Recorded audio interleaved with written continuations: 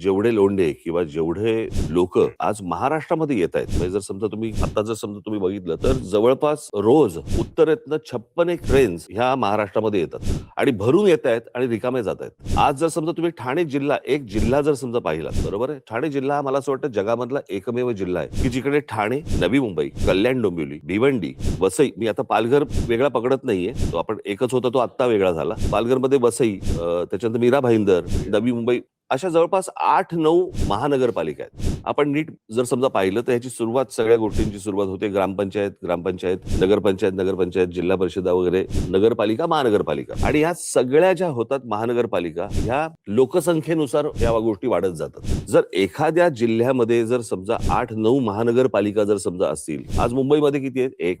पुण्यामध्ये किती आहेत? 2. बाकीच्या सगळ्या जिल्ह्यांमध्ये काढून बघा, 1-1.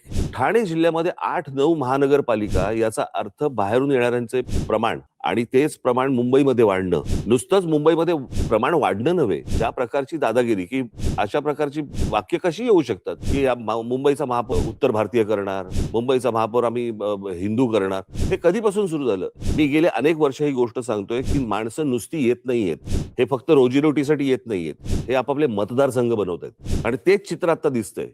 आणि जी जुनी जखम जी आहे ना, जुन्या ज्या गोष्टी आहेत ना, की मुंबई महाराष्ट्रापासून स्वतंत्र करणं, वेगळी करणं, हे जे जुनं स्वप्न आहे ते कसं पूर्ण करता येईल याच्यासाठीची ही सगळी खटाटोप या लोकांचा चालू आहे. आणि मला असं वाटतं ते वातावरण जे संयुक्त महाराष्ट्राच्या वेळेला होतं, की जी मुंबई वेगळी करणं किंवा स्वतंत्र करणं किंवा गुजरातने मागणं, तेच वातावरण मला असं वाटतं आज आहे. आणि आज अशी परिस्थिती आहे, केंद्रात ते आहेत ज्यांची इच्छा आहे, राज्यात ते आहेत, आणि महानगरपालिकांमध्ये पण जर उद्या ते आले तर मला असं वाटतं आपण त्याच्यानंतर मराठी माणूस काहीच करू शकणार नाही. आणि ह्या सगळ्या गोष्टीकडे हतबलतेने पाहणं, हे मला असं वाटतं हे काही आमच्याकडनं होणार नाही, आणि म्हणून आम्ही एकत्र आलो.